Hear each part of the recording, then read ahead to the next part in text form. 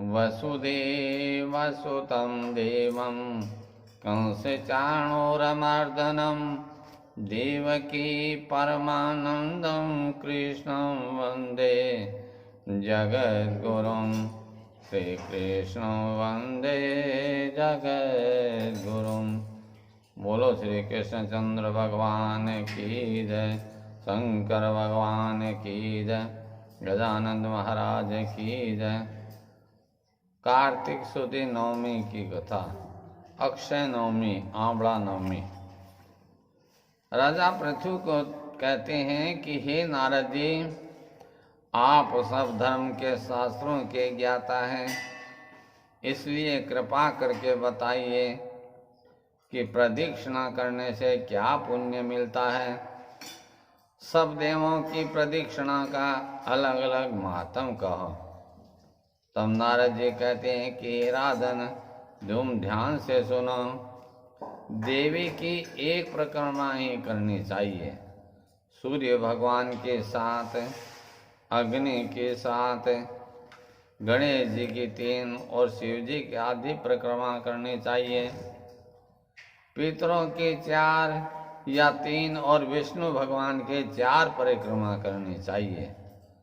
उनसे सारी कामनाएं सिद्ध होती हैं। इसमें मैं तुम्हें ब्रह्मा जी का कहा हुआ एक पुरातन इतिहास कहता हूँ, जिससे सुनने वाले के पाप नष्ट होते हैं। वैष्णव मनवंतर में देवपुर बृहस्पति जी और इंद्र का संवाद हुआ था। एक समय इंद्र बृहस्पति जी से बोले कि हे गुरु महाराज, आप सब तत्वों के अर्थ को जानते हो। जब ब्रह्म कल्प नहीं रहा, उस समय सृष्टि कैसी थी, इंद्र तथा देवता कैसे रहे, उनका कर्म कैसा था, सो सब आप हमारे से कहो। तब बृहस्पति जी बोले, मैं उस समय की बात बता नहीं सकता। उस समय भी ब्रह्मा जी के एक दिन में 6 मनु व्यतीत हो गए थे, इसलिए मैं नहीं जानता। इस समय तुम्हारे पुर में सुधर्मा नामक व्यक्ति रहता है, तुम उससे चल करके पूछो। इस प्रकार बृहस्पति जी और इंद्र सब देवताओं को साथ लेकर के सुधर्मा के पास आए। सुधर्मा ने गुरु जी, इंद्र और देवताओं का पूजन किया। इंद्र सुधर्मा को लक्ष्मीवान, सर्व ऐश्वर्य युक्त देख करके अचंबा करने लगा और बोला कि हे धर्मज्ञ, लक्ष्मी, तेज, यश, इनमें तुम हमारे से ज्यादा हो। किस दान तप यज्ञ से तुम इस प्रकार सुखी हुए हो, ये हमें बतलाओ। तब ब्रह्मकल्प के पहले की बात तुमको अभी तक याद कैसे हैं, ये भी हमें बतलाओ। इंद्र के ऐसा कहने पर सुधर्मा अपना पूर्व का वृत्तांत यथाविधि कहने लगा। ब्रह्मा जी के एक दिन में 14 मनु राज्य कर जाते हैं। उस समय इंद्रादि देवता, ऋषि अलग अलग होते हैं। सब सृष्टि एक प्रकार की ही होती है। मैं उस समय विष्णु लोक में रहा। उस समय बहुत ब्रह्मा बीत गए। फिर मैं स्वर्ग लोक में आया। जो मैंने सुकृत किया वह कहता हूँ, सो सुनो। मैं पहले पृथ्वी में जन्मा तो बड़ा गिद्ध था, मांस भक्षी जीव था। एक दिन में मंदिर की दीवार पर बैठा था कि इतने में एक व्याघ्र ने पीछे से मेरे बाण मारा। बाण के लगने से मैं मंदिर के भीतर की तरफ गिर पड़ा। मेरे प्राण निकलने ही वाले थे कि इतने में एक कुत्ता मुझे मुंह में दबा करके ले चला, तो दूसरे कुत्ते वहां भी आ गए।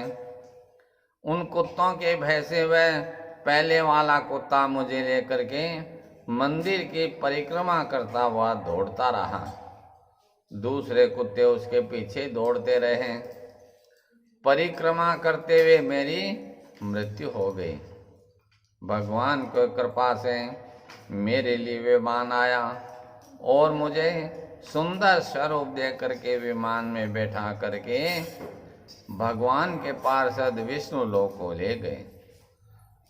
जब अनजान में परिक्रमा करने से इतना फल मिलता है तो जो मनुष्य श्रद्धा से परिक्रमा करते हैं उनके फल को कौन कह सकता है। सुधर्मा के इस प्रकार कहने पर इंद्र भगवान विष्णु का ध्यान करने लगा।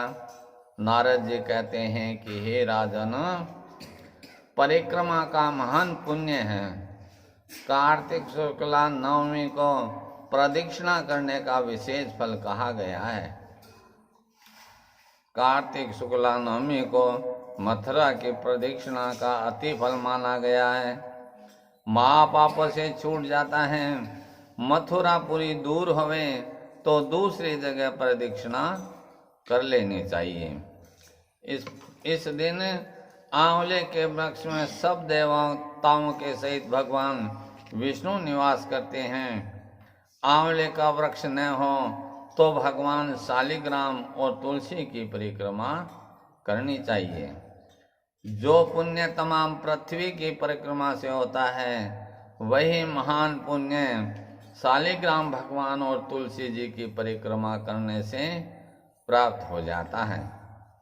जिसने शालिग्राम भगवान की परिक्रमा की उसने कुछ भी बाकी नहीं रखा, वह महान पुण्य का अधिकारी हो गया। अगर यह संभव न हो तो गौ, ब्राह्मण, सन्यासी, देवता किसी की परिक्रमा करे, पुण्य बराबर ही होता है। जितने भी पुण्य स्थल हैं वे सब नगर, शहर या ग्राम में होते हैं, इसलिए गांव की परिक्रमा करनी चाहिए। यह परिक्रमा उस समय करनी चाहिए सायंकाल राहगीर, यात्री और काम करने वाले सब अपने अपने घरों में आ जावे। ग्राम की परिक्रमा से सबकी परिक्रमा हो जाती है। परिक्रमा करते समय किसी की निंदा नहीं करनी चाहिए। भगवान विष्णु जी का ध्यान करते हुए भजन कीर्तन आदि से हर्ष आनंद उत्साह से परिक्रमा करनी चाहिए। सूर्य उदय होने से पहले परिक्रमा समाप्त हो जाने चाहिए। यह परिक्रमा का फल है। जिसे सुनकर के राजा पृथु बड़े प्रसन्न हुए। तब नारद जी ने राजा से इस नवमी को कुसुमांड दान तथा गुप्त दान का भी रहस्य कहा है। इस दिन दान करने का अक्षय फल होता है। अतः इसलिए इस नवमी को अक्षय नवमी भी कहते हैं। इस दिन का गुप्त दान अनंत फलदायी होता है। दान श्रद्धा से किया जाना चाहिए। इस दिन स्वर्ण, चांदी, पीली तथा सफेद वस्तु का विशेष पुण्य कहा गया है। जो दान दिया जावे वह भगवान के ध्यान करता हुआ भगवान के अर्पण करें और मन में अभिमान न करें कि मैंने इतना दान दे दिया है। किसी को कहने से अभिमान होता है और पुण्य का नाश होता है। नारद जी से इतनी कथा सुन करके राजा पृथु बहुत ही प्रसन्न हुए। इति श्री कार्तिक मातम। बोलो श्री कृष्ण चंद्र भगवान की जय।